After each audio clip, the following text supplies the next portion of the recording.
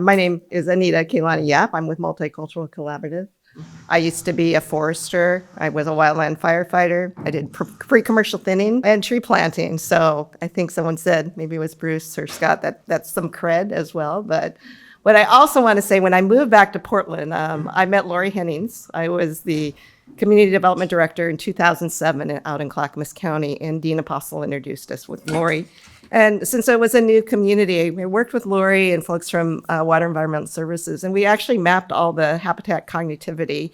We created like a comp plan, because it's a new city, zoning codes to really look at kind of the connectivity and riparian corridors. So I also had the opportunity to work with some folks like with the Willamette Partnership and with Gail Achterman when she was still alive. We did some watershed credit trading kind of concepts that were pretty cool. And then we also worked with Scott Ferguson from Trout Mountain Forestry. He and I actually had worked together when he was in graduate school.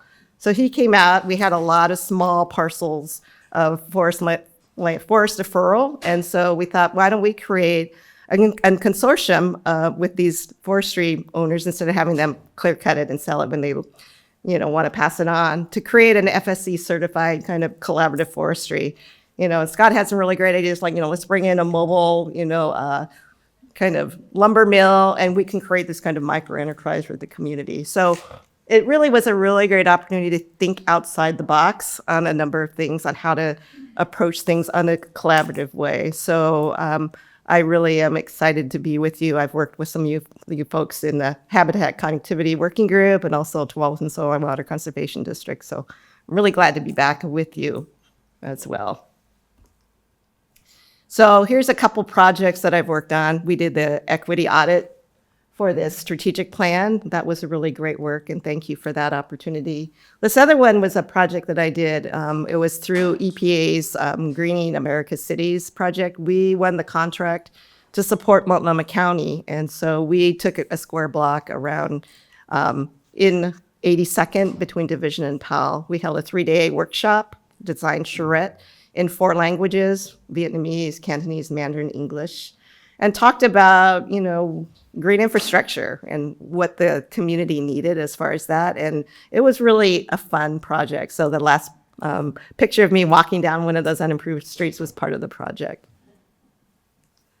I've also done, public health work with Central Oregon with their behavioral health kind of support. So that's a fun picture of some folks I worked with. And then most recently, I did a keynote speaker for the Nurse Practitioners of Oregon. And you might be thinking, it's like, why am I talking to nurses? I asked them that too. Do you wonder why an urban planner is coming to talk to you about, climate change? So I had also worked for the Oregon Health Authority in the Office of Equity as well. So bringing all my experience together, we had a really great conversation to talk about climate change, community vulnerability, health equity, and then culturally responsive healthcare, especially for nurse practitioners who see people on a daily basis and actually are kind of our first frontline workers to really understand seeing how public health is really affected. So it was a wonderful conversation. So some of the things that I shared related to that was just, as you are familiar with, the heat dome that we experienced, as well as the winter storm.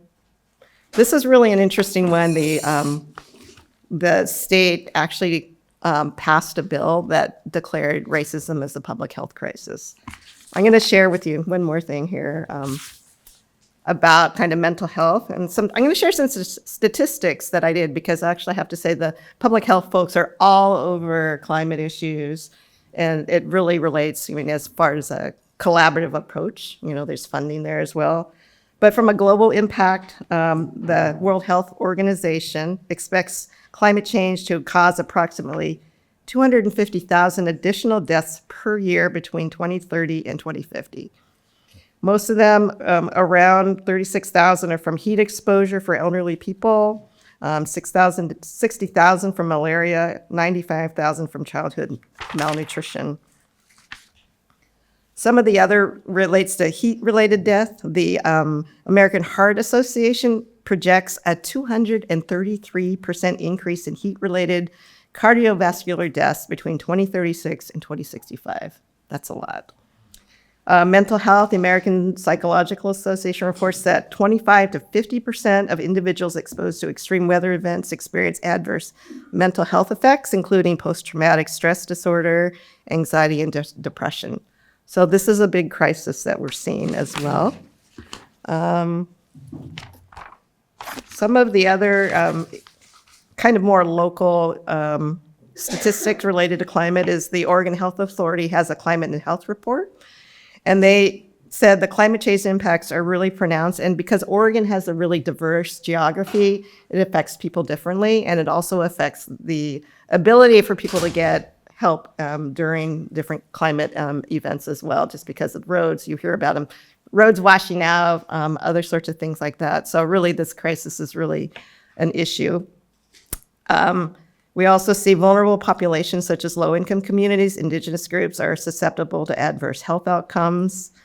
And in 2023, rates of healthcare visits for air quality-related respiratory illness among American Indian, Alaska Native, Black, African American, and Native Hispanic, Native Hawaiian cultures were near double statewide average for illness and emergency room visits. So this is a huge, huge crisis that we're facing at this point. The winter storm, I think you all know how many trees were lost, which was really tragic, but we also lost, during that 12-day period, 17 people died. And the estimate was on the impact damage was $72 million. So thinking about just all of these sort of things as it relates to the impact of this and how you all, the work that you do in conservation as far as mitigation is super important to be thinking about. The other one is mental health. And another one I talked about, like I said, the kids are not okay. Can you imagine going through your entire high school experience or entire college experience being isolated at home? So the socialization of, especially young people at that age has been really different. And you've been reading more and more about mental health for younger folks to the point where, they're trying to put limits. I just read Portland Public Schools is limiting students having cell phones in class because they said they're surfing the internet or doing whatever. But also just the social media. I mean, you've probably heard the federal government is working on some of the social media about the harm that it's doing to a lot of youth. So it's a huge crisis related to that. And I think all the effects of the pandemic and everything else is still being explored. But this one study showed that the youth that were isolated during COVID actually changed their brain structure. And basically they said it aged them 4 years, which is similar to stress and depression in a normal experience. So you can imagine how these, young kids in high school are really struggling. So we also have a couple high school principals here, so raise your hand. Just right. So again, we're going to play in role, but we've got other folks. We got nurses here. We've got the mayor. We've got other sorts of things. So as we're talking, think about what that is as well, because we'll have some conversation related to that. So at this point, we're going to talk just a little bit about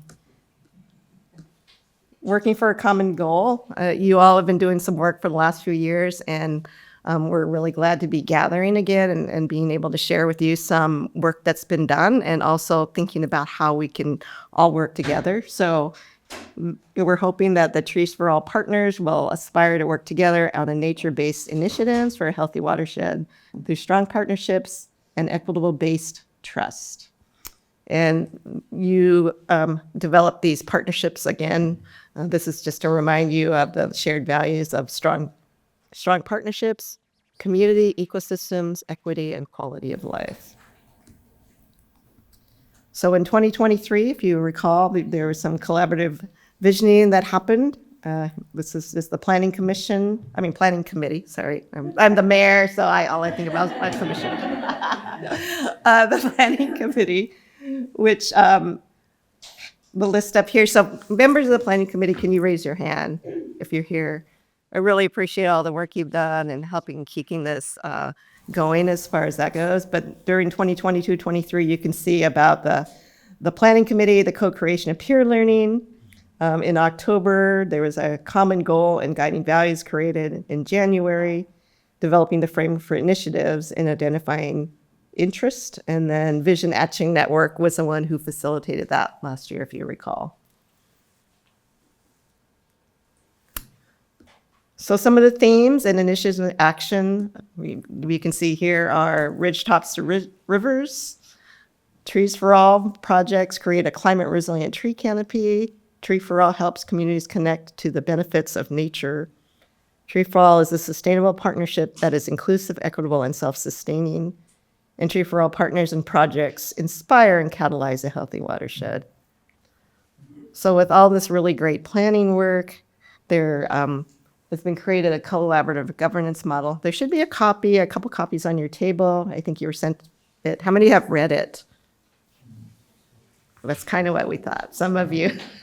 So we're just introducing it. There's a lot there, but this is really exciting to see this kind of governance structure. Thank you to the Planning Commission for creating it, because it really helps shape how you all can work together and how you want to work together using a collective impact model.